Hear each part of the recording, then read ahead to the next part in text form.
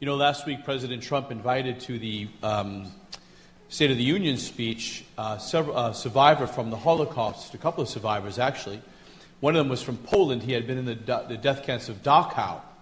Not many people know this, and it's not talked about or taught, but Dachau was the Catholic death camp.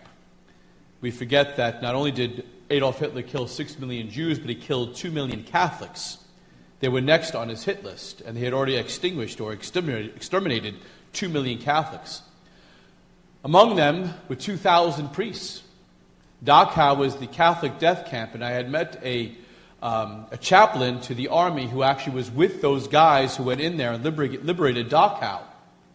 And he said when they went in, there was one section where they kept the priests and another section where they kept the lay people. They kept the priests separate so they couldn't give them the sacraments. And this priest said, with his chaplain said, when he went in there, he saw this old man sitting by a tree. And the guy called him over and he said to the chaplain, "Are you a Catholic priest?" And the chaplain said, "Yes." He goes, "Me too. There's 1,700 of us here." He said, "What?" He says, "Yes." He said, "Have you said Mass here?" He said, "Yes, every day." He said, "How? In this hellhole?" He says, "Well, I'm from the town, and the woman in the town is a pharmacist. And every day she bakes pills, bread the size of pills. And she fills a jar with bread baked to the size of pills. And then she pours wine into another jar, and she puts a false label, and she bribes the guards to give me my medicine." He said in the middle of the night, when all is quiet, everyone's asleep, the priests would be lying in their bunks. And this priest would bare his chest. And using his chest as an altar, he would celebrate the Mass. And all the priests would extend their hands and could celebrate the Mass. In the morning, he would take the leftover Eucharist and put it in a paper bag. And he'd walk over to the fence and he'd throw the Eucharist over the fence into a garbage can. And next to the garbage can, a young man would be waiting there, take the paper bag out of the garbage and distribute communion to as many Catholics as he could on the other side of the fence. And the old priest said to the chaplain, "Not even Adolf Hitler can stop the holy sacrifice of the Mass." Here they were living in this hellhole, and yet God was with them in the Holy Eucharist. In the midst of that horrible suffering, Jesus was present to them in the Holy Eucharist and sustained them through that torturous life there. What a beautiful proof to the faith, huh? That these men would risk their lives. 2,000 of them died because they got either caught hearing confessions or simply because they were priests. Last thing I want to say is to you married men, God gave you great hands to work for your family, to defend your family, to hold your wife's hand through struggles and difficulties, to carry your children. Your hands are part of your vocation as a father, as a husband, as a grandpa.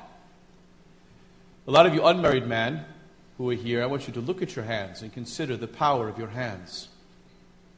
You can use them for playing video games, whatever they, joysticks, whatever they do these days. You can use them for a lot of good things, your hands. Don't use them to hit your brothers and sisters, though. But consecrated, set apart for God, as a priest, your hands could bring heaven to earth and earth to heaven.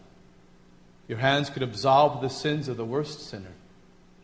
Your hands could provide the Holy Eucharist for souls who are starving for God. And so I invite young men to really consider the discernment of the Holy Priesthood. Bishop Sticker said the one thing that keeps him up at night is worrying that there won't be enough priests to cover parishes and that his people would be deprived of the Eucharist because there's not enough priests. Don't be afraid to discern the Holy Priesthood. It's an awesome vocation, and we have a nice groundwork of a good crop of good seminarians right now, young priests coming in, not like those guys you read about in the papers. These are the unsung heroes that are coming up. My nephew is a seminarian for this diocese right now as well. Another nephew is a seminarian for the Diocese of Harrisburg, Pennsylvania.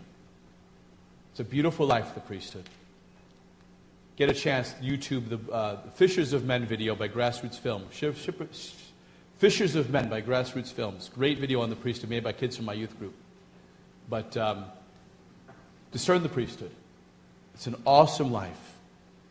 Priests are the bridges between heaven and earth. And without them, we're disconnected.